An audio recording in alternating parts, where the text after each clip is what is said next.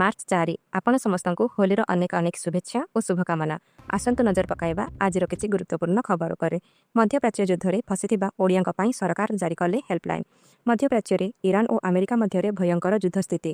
ଏହାକୁ ଦୃଷ୍ଟିରେ ରଖି ଯଦି ଆପଣଙ୍କର କୌଣସି ପରିଜନ ସେଠାରେ ଫସିଛନ୍ତି ତେବେ ତୁରନ୍ତ ଯୋଗାଯୋଗ କରନ୍ତୁ। ଓଡ଼ିଶା ସରକାର ଜରୁରୀକାଳୀନ ହେଲ୍ପଲାଇନ୍ ନମ୍ବର ଜାରି କରିଛନ୍ତି। ଆପଣ ଓଡ଼ିଶା ପରିବାରର ସ୍ୱତନ୍ତ୍ର ଅଧିକାରୀଙ୍କୁ ଏହି ନମ୍ବରରେ ସମ୍ପର୍କ କରିପାରିବେ। ମାର୍ଚ୍ଚ ଆରମ୍ଭରୁ ଡରାଇଲାଣି ଖରା, 40 ଡିଗ୍ରୀ ଛୁଇଁବ ତାପମାତ୍ରା। ମାର୍ଚ୍ଚ ପ୍ରଥମ ସପ୍ତାହରୁ ହିଁ ତାପମାତ୍ରା ଉପରମୁହାଁ। ରାଜ୍ୟରେ ଏବେଠାରୁ ଖରା ଡରାଇବା ଆରମ୍ଭ କଲାଣି। ଝାରସୁଗୁଡ଼ାରେ ସର୍ବୋଚ୍ଚ ତାପମାତ୍ରା 38 ଡିଗ୍ରୀ ରେକର୍ଡ ହୋଇଛି। ଆଭ୍ୟନ୍ତରୀଣ ଓଡ଼ିଶାରେ ତାପମାତ୍ରା ସ୍ୱାଭାବିକଠାରୁ 3ରୁ 4 ଡିଗ୍ରୀ ଅଧିକ ରହୁଛି।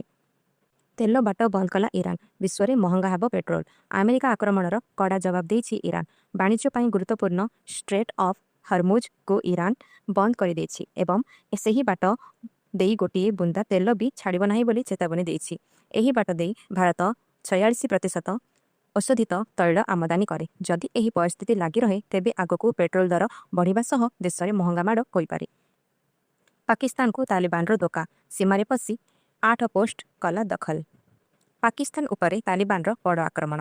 ଆଫଗାନ ସେନା ଡୁରାଣ୍ଡ ଲାଇନ୍ ଅତିକ୍ରମ କରି ପାକିସ୍ତାନ ଭିତରେ ପଶି ଯାଇଛନ୍ତି ଏବଂ ପାକିସ୍ତାନର 8ଟି ସାମରିକ ପୋଷ୍ଟକୁ କବ୍ଜା କରି ନେଇଛନ୍ତି। ଏହି ସଂଘର୍ଷରେ 3 ଜଣ ପାକିସ୍ତାନୀ ସୈନିକ ନିହତ ହୋଇଛନ୍ତି ଏବଂ ଜଣଙ୍କୁ ଜୀବିତ ଧରାଯାଇଛି। ଆଫଗାନିସ୍ତାନ ଓ ପାକିସ୍ତାନ ସୀମାରେ ପୁଣି ଥରେ ଯୁଦ୍ଧ ଆରମ୍ଭ ହୋଇଯାଇଛି। ଯୁଦ୍ଧ ଭିତରେ ଇରାନରେ ପ୍ରକୃତିର ତାଣ୍ଡବ। ଆସିଲା ଭୂକମ୍ପ। ଗୋଟିଏ ପଟେ ଆମେରିକାର ବୋମା ମାଡ଼, ଅନ୍ୟପଟେ ପ୍ରକୃତିର ପ୍ରହାର। ଯୁଦ୍ଧ ମଧ୍ୟରେ ଦକ୍ଷିଣ ଇରାନର ଗେରାସ ଅଞ୍ଚଳରେ 4.3 ତୀବ୍ରତାର ଏକ ଭୂମିକମ୍ପ ଅନୁଭୂତ ହୋଇଛି।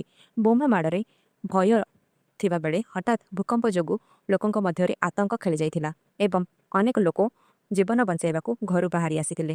ତେବେ ବର୍ତ୍ତମାନ ସୁଦ୍ଧା କୌଣସି ବଡ଼ ଧରଣର କ୍ଷୟକ୍ଷତି ରିପୋର୍ଟ ଆସିନାହିଁ।